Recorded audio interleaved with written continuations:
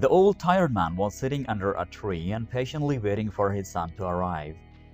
दोस्तों, अगर हम इस सेंटेंस पर गौर करें तो ये मिलकर बना है कुछ पार्ट्स ऑफ स्पीच से। तो इस सेंटेंस में तमाम पार्ट्स ऑफ स्पीच का इस्तेमाल किया गया है ताकि जब हम इस लेसन को पूरी तरह से देख लें, समझ लें, तो हमें इस सेंटेंस में पता चल सके कि कौन सा वर्ड क्या है। यानी आप इस लेसन के एंड तक इस काबिल हो जाएंगे कि आप इस सेंटेंस को पार्ट्स ऑफ स्पीच के मुताबिक एनालाइज कर सकें, यानी आप बता सकें कि यहाँ पर कौन सा वर्ड क्या है। एडजेक्टिव है, एडवर्ब है, नाउन है, प्रोनाउन है, आर्टिकल है, यानी आप उसको एक नाम दे सकेंगे। तो दोस्तों, अगर आप चाहते हैं कि आपकी इंग्लिश में बहुत कम मिस्टेक्स हों तो पार्ट्स ऑफ स्पीच का लेसन हमारे साथ एंड तक देखिए। मैं आपके लिए पार्ट्स ऑफ स्पीच को बहुत ही आसान बनाने वाला हूं। बहुत ही यानी सिंपल वर्ड्स में मैं आपके लिए इनको एक्सप्लेन करूंगा। कोई टेक्निकल बातें नहीं करूंगा, सिंपली आपको समझाऊंगा कॉन्सेप्ट्स, ताकि आप बड़ी आसानी से पार्ट्स ऑफ स्पीच का यूज़ करना और इनको प्रॉपरली डिक्शनरी में देखना सीख जाएं और करेक्ट इंग्लिश बोलें और लिखें। तो दोस्तों, अगर आप इसी तरह से हमारे साथ लगातार इंग्लिश सीखना चाहते हैं तो अभी हमारे चैनल को सब्सक्राइब कर लीजिए, बेल बटन को भी प्रेस कीजिए ताकि आपको हमारी वीडियोस टाइम पर मिलती रहें। दोस्तों, इस सबक को बाद में रिवाइज करने के लिए और अपने पास नोट्स के तौर पर सेव रखने के लिए आप वीडियो के बिल्कुल नीचे जाइए। डिस्क्रिप्शन में लिंक दिया गया है जहां से आप इस सबक के नोट्स डाउनलोड कर सकते हैं। आप हमारे 1000 English to Urdu sentences, 1000 English to Urdu vocabulary words और बेहतरीन टेंसेस की किताब भी वीडियो के बिल्कुल नीचे डिस्क्रिप्शन में दिए गए लिंक से हासिल कर सकते हैं। और अगर आप चाहते हैं हमारे spoken English WhatsApp groups join करना, जहां पर हज़ारों लोग प्रैक्टिस कर रहे हैं, इंग्लिश में बातचीत करके इंग्लिश सीख रहे हैं, एक दूसरे को सिखा रहे हैं, हेल्प कर रहे हैं, तो अगर आप हमारे ये ग्रुप्स ज्वाइन करना चाहते हैं तो वीडियो के बिल्कुल नीचे देखिए, डिस्क्रिप्शन में इसका भी लिंक दिया गया है। दोस्तों, ये कुछ ऐसे टॉपिक्स हैं जिन पर अब तक हमने वीडियोस अपलोड की हैं और हमारे चैनल पर मौजूद हैं। मुख्तलिफ टॉपिक्स पर हमने आपके लिए सेंटेंसेस अपलोड किए हैं और सेंटेंसेस जो कि वोकैबुलरी से भरपूर हैं, और इसके साथ साथ इंग्लिश वोकैबुलरी पर हमने अब तक बहुत सारे लेसन्स अपलोड कर दिए हैं। और इसके साथ साथ हमने आपके लिए एक बेहतरीन इंग्लिश स्पीकिंग का कोर्स शुरू किया है जिसकी अब तक 13 क्लासेस अपलोड कर दी गई हैं। आप उस कोर्स की प्रैक्टिस हमारे साथ व्हाट्सएप पर भी कर सकते हैं। तो आज से ही उस कोर्स का आगाज़ कीजिए। हमारे यूट्यूब चैनल पर जाइए और इसके लिए आप क्या करेंगे, वीडियो के बिल्कुल नीचे देखेंगे वोकैबुलरी लिखा है, वहाँ पर टच करेंगे और आपको हमारी वीडियो की एक लंबी फहरिस्त मिल जाएगी जहाँ पर आप लगातार इंग्लिश सीख सकते हैं, बहुत ज़बरदस्त तरह से अपनी वोकैबुलरी और इंग्लिश इंप्रूव कर सकते हैं। तो चलिए दोस्तों, हमारे आज के लेसन का आगाज़ करते हैं। तो चलिए दोस्तों, सबसे पहले नाउन का कॉन्सेप्ट क्लियर कर लेते हैं। दुनिया में जितनी भी चीज़ें हैं जिनका एक नाम है, जिनको एक नाम से पुकारा जा सकता है, जिनको एक नाम दिया जा सकता है, वो चीज़ें दिखने वाली हो सकती हैं, दिखाई देने वाली, वो चीज़ें छू कर महसूस की जा सकती हैं। उन चीज़ों को सिर्फ एक नाम दिया जा सकता है। वो एक सोच हो सकती है, वो एक आइडिया हो सकता है, यानी वो कुछ भी चीज़ हो, कोई शख्स है, जगह है, कोई चीज़ है, उसका एक नाम है। अगर उसको आपने एक नाम दिया हुआ है, दुनिया ने एक नाम दिया हुआ है, तो वो एक नाउन है। उर्दू में इसकी बहुत ही सिंपल सी डेफिनेशन आपके सामने है। नाउन किसी शख्स, चीज, जगह या आइडिया का नाम। अब इसके आगे अगर हम देखें तो नाउन की डिफरेंट टाइप्स हैं, जैसे मटेरियल नाउन है, एब्स्ट्रैक्ट नाउन है, यानी एब्स्ट्रैक्ट नाउन हो गया जो कि नहीं दिखता, ठीक है। मटेरियल जो कि दिखता है उसको हम टच कर सकते हैं, एब्स्ट्रैक्ट को हम टच नहीं कर सकते, जैसे कि थिंकिंग, थॉट, सोच, आइडिया। ये ऐसी चीज़ें हैं जिनका नाम तो है लेकिन हम इन्हें मटेरियल नहीं समझते हैं। इसी तरह से बहुत सारे प्रॉपर नाउन, कॉमन नाउन, बहुत सारी चीज़ें हैं। Proper noun, common noun. Common noun मतलब दुनिया में जो भी आम चीज़ें हैं उन्हें हम कॉमन नाउन कहते हैं। जो प्रॉपर हैं यानी ख़ास हैं उन्हें हम प्रॉपर नाउन कहते हैं, ठीक है। सो बहुत सारी टाइप्स हैं इसकी, वो हम हमारे जो नाउन्स का एक कंप्लीट लेसन होगा जिसमें हम इसके रूल्स भी डिस्कस करेंगे, हम इसकी टाइप्स वगैरह सब कुछ डिस्कस करेंगे, उस पर आपके लिए एक स्पेशल वीडियो बनाई जाएगी। तो इसकी कुछ मिसालें आपके सामने हैं। हॉर्स, एप्पल, मॉस्क, ब्रेन, आसिम, थॉट, ये इसकी कुछ मिसालें हैं। तो नाउन आपने समझ लिया कि नाउन बेसिकली दुनिया में कोई भी चीज़ है उसका नाम है, तो उसको हमने इंग्लिश में नाउन कह दिया हुआ है। नाम और नाउन दोनों एन से स्टार्ट हो रहे हैं, तो ये आपके लिए क्लू है, याद रखिए। ये खास तौर पर उन लोगों के लिए जो भूल जाते हैं। ओके, सो नाउन यूं समझ लीजिए कि एक नाम है। ऑलराइट, आगे बढ़ते हैं। प्रोनाउंस। दोस्तों, बार बार हम किसी का नाम नहीं बोलना चाहते।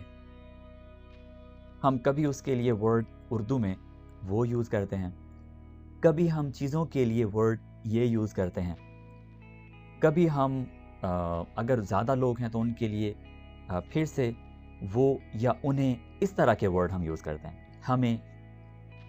तो जब हम लोगों या चीज़ों की जगह पर हम एक वर्ड यूज करते हैं, जैसे वो, हम, उन्हें, इन्हें, हमें, इस तरह के जो वर्ड्स हैं उनको इंग्लिश में प्रोनाउंस का नाम दिया गया है, यानी जो नाउन्स की, यानी जो लोगों की जगह पर इस्तेमाल होते हैं, तो इन्हें हम कहते हैं प्रोनाउन। ठीक है, प्रोनाउन। मैं आपको एक छोटा सा क्लू दूंगा याद रखने के लिए सिर्फ। वैसे तो नाउन है और प्रो, यहां से आपको क्लियर हो जाना चाहिए कि ये पार्ट्स ऑफ स्पीच में एक ही नाम है जो कि नाउन्स को रिप्लेस कर रहा है। वैसे अगर आप इसका क्लू रखना चाहें, डेफिनेशन याद रखने के लिए, तो पी आर से अगर हम पंजाबी या उर्दू में अगर हम बात करते हैं तो परे। ठीक है, परे, एंड नाउन। इस तरह से आप याद रख लें कि जो नाउन को परे कर दे, राइट, और उसकी जगह खुद ले ले। सो प्रोनाउन को आप इस तरह से याद रखेंगे। ये थोड़ा सा देसी तरीका है, ठीक है, लेकिन आपको ये भूलेगा नहीं। इसकी डेफिनेशन बहुत ही सिंपल हो गई अब आपके लिए। सो प्रोनाउन किसी नाउन की जगह पर इस्तेमाल होता है।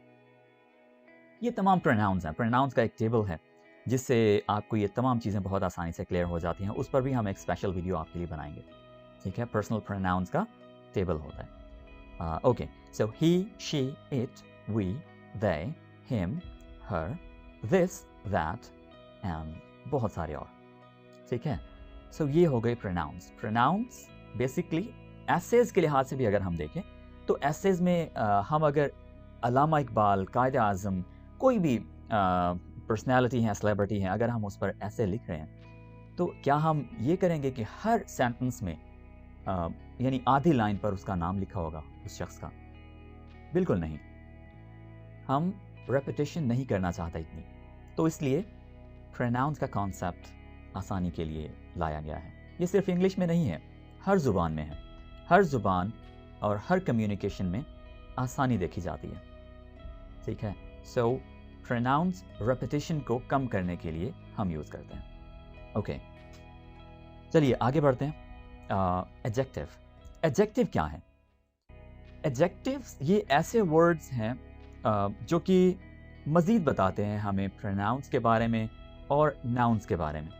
ठीक है, उन्हें मज़ीद ये डिफ़ाइन करते हैं, उनकी खूबियाँ बयान करते हैं, उनकी बुराइयाँ बयान करते हैं, वो कैसे दिखते हैं, वो लंबे हैं, दुबले हैं, पतले हैं, किस कलर के हैं, खूबसूरत हैं, बदसूरत हैं, यानी पूरी तरह से उनकी जो क्वालिटीज़ हैं वो हमें बताते हैं ये एडजेक्टिव्स। दोस्तों, एक बात मैं आपको यहाँ पर बताऊँ कि एडजेक्टिव्स पाकिस्तान और इंडिया में इस वर्ड को बहुत गलत प्रोनाउंस किया जाता है। कैसे? इसको एडजेक्टिव बोला जाता है, जो कि बहुत गलत है। इसमें डी को मत प्रोनाउंस कीजिए, अदरवाइज ये मिसप्रोनाउंस्ड हो जाएगा। ठीक है, यहाँ पर एक छोटी सी बात आपके लिए और कह दूं कि प्रोनाउंसिएशन एक ऐसा वर्ड है जो कि सबसे ज़्यादा मिसप्रोनाउंस किया जाता है, यानी उसको गलत बोला जाता है। प्रोनाउंसिएशन बोला जाता है। ठीक है, सो आगे बढ़ते हैं। एडजेक्टिव्स क्या हैं? ये ऐसे वर्ड्स होते हैं जो कि हमें लोगों के बारे में, चीज़ों के बारे में, जगहों के बारे में मज़ीद बताते हैं कि वो कैसी हैं, यानी उनकी क्वालिटीज़ बताते हैं। ठीक है, ये ऐसे वर्ड्स हैं जैसे blue whale, blue flower, blue building. इसी तरह से जैसे blue sky, blue building, blue paper, tall man, tall girl, thin paper, long sheet। अब यहाँ पर आप देखें शीट एक चीज़ है, एक नाउन है, thin paper, पेपर एक चीज़ है। तो ये वर्ड्स उनके बारे में हमें मज़ीद कुछ बता रहे हैं, यानी उनको डिस्क्राइब कर रहे हैं, ठीक है, उनमें मज़ीद मीनिंग्स ऐड कर रहे हैं, यानी उनके बारे में मज़ीद हमें इंफॉर्मेशन दे रहे हैं कि वो कैसे हैं। दोस्तों, now let's talk about heart of a sentence. Verb sentence का दिल माना जाता है, इसके बगैर कोई भी सेंटेंस मुकम्मल नहीं समझा जाता। सो किसी भी सेंटेंस के मुकम्मल होने के लिए वर्ब का इसमें होना लाजमी है, वो चाहे लिंकिंग वर्ब हो या वो एक्शन वर्ब हो, कोई भी वर्ब हो, हेल्पिंग वर्ब हो, उसका होना लाजमी है।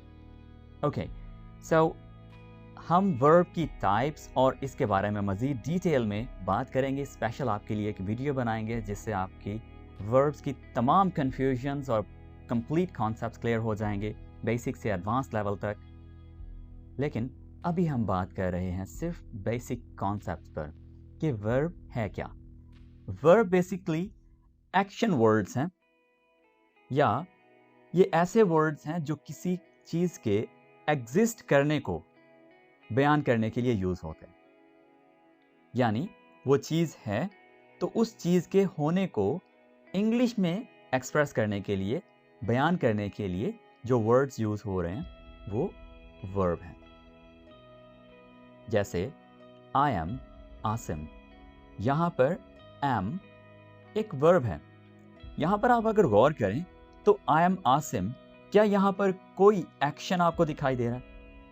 हम हमेशा से एक डेफिनेशन सुनते आ रहे हैं कि वर्ब फेल को कहते हैं, काम को कहते हैं, ठीक है, लेकिन आई एम आसिम में कोई काम नहीं है, लेकिन इसके बावजूद यहाँ पर वर्ब है, लेकिन वो वर्ब की एक खास कैटेगरी है जिसको हम लिंकिंग वर्ब कहते हैं, या हम इसको हेल्पिंग वर्ब की एक कैटेगरी में भी ले जाते हैं। तो वर्ब के लिए दोस्तों याद रखिए कि verb state of being and action verbs, experience, इन तीनों चीज़ों को जाहिर करता है। तो दोस्तों ये तमाम एक्शन वर्ब्स हैं।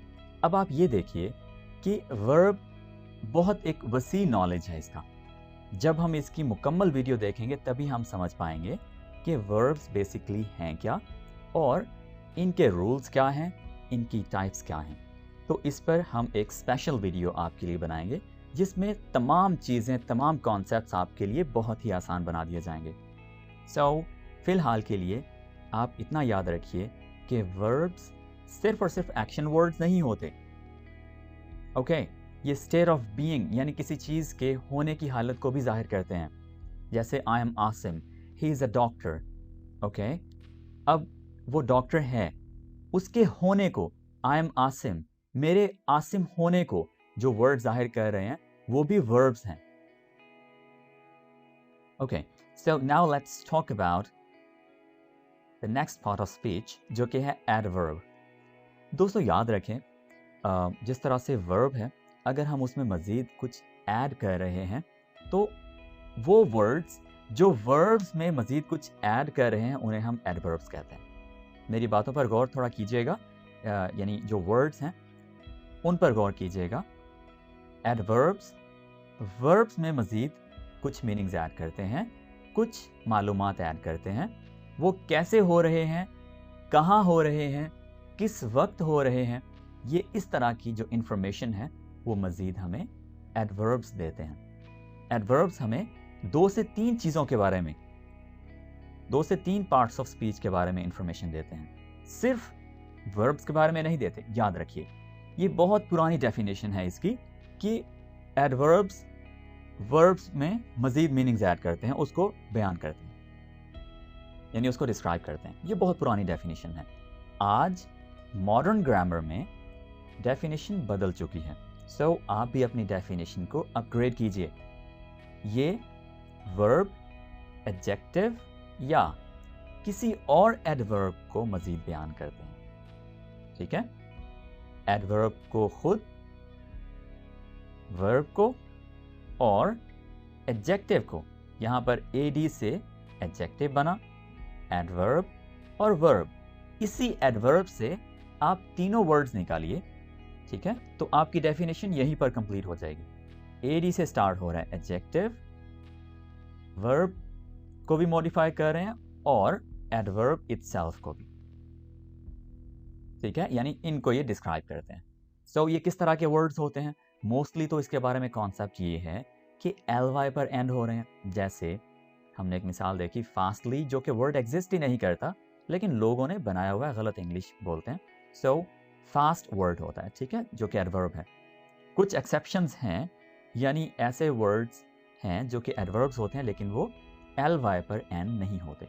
तो ऐसे वर्ड्स की लिस्ट आप गूगल कीजिए ताकि आपकी बहुत सारे मिस्टेक्स करेक्ट हो जाएं, राइट?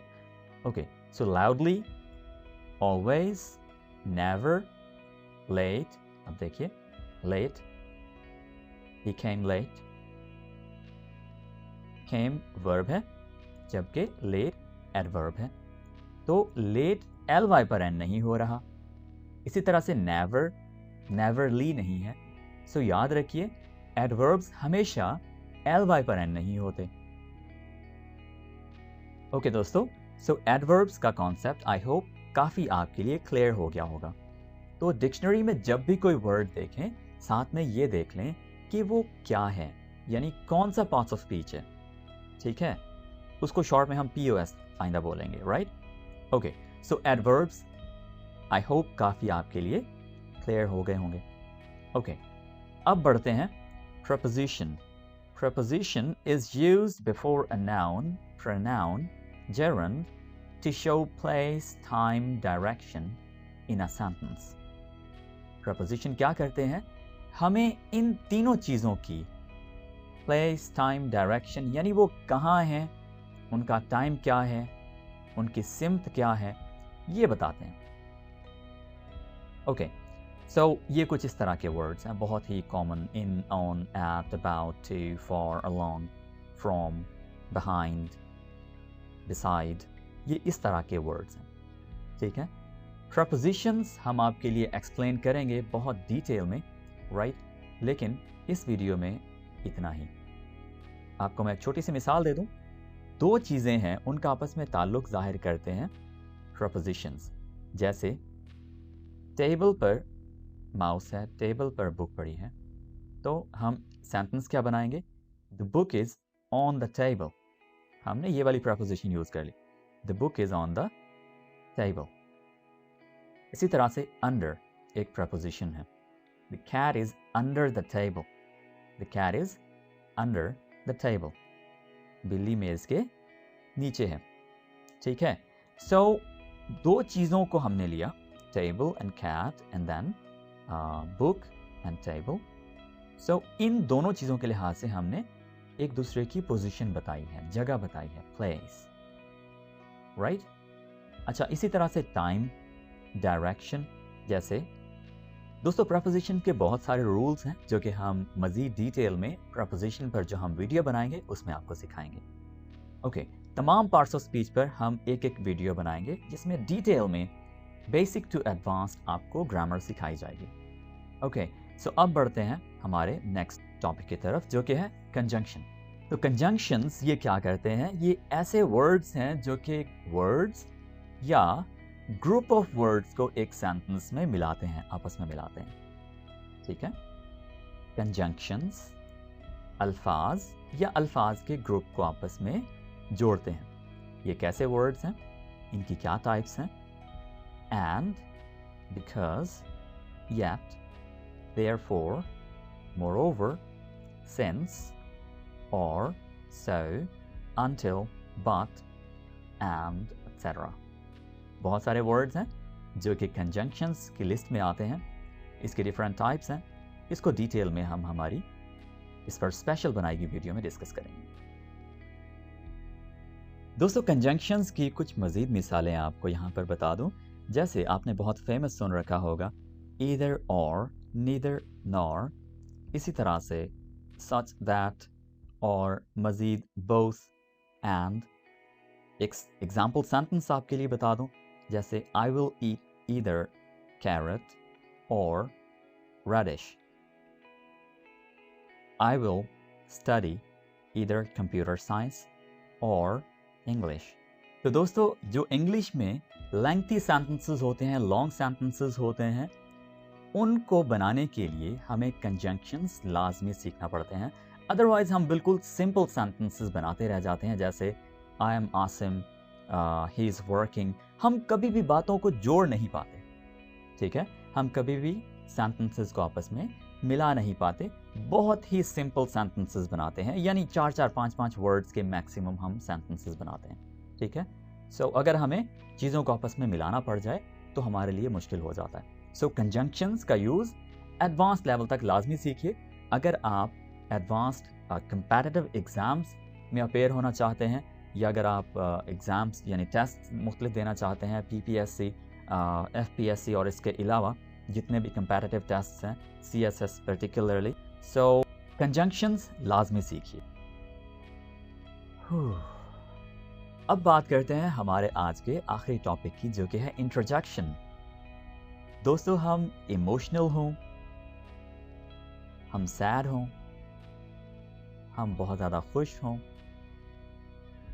हम हैरान हों, थके हुए हों, ये जो तमाम हमारी हालतें हैं इस तरह की, उनकी सूरत में हमारे मुंह से बिला इख्तियार कुछ अल्फाज निकल जाते हैं जिनके कोई माने नहीं होते, लेकिन वो हमारी फीलिंग्स को एक्सप्रेस कर रहे होते हैं। इन अल्फाज को लिखा भी जा सकता है। जैसे एक छोटी सी मिसाल आपको बताऊं, अगर गलती हो जाती है तो बिला इख्तियार खुद ही हमारे मुंह से वर्ड क्या निकलता है, उप्स। अगर हमें कोई बुरी खबर दे तो हम कुछ यूं आगे से जवाब देते हैं, oh very sad to know, oh, यानी यहाँ से हमारा सेंटेंस शुरू हो रहा होता है। तो ये जो ऐसे वर्ड्स हैं जो हमारी फीलिंग्स को एक्सप्रेस करते हैं, इनको हम इंग्लिश में इंटरजेक्शन कहते हैं। अच्छा, पहले हमारे पास वर्ड था कंजंक्शन।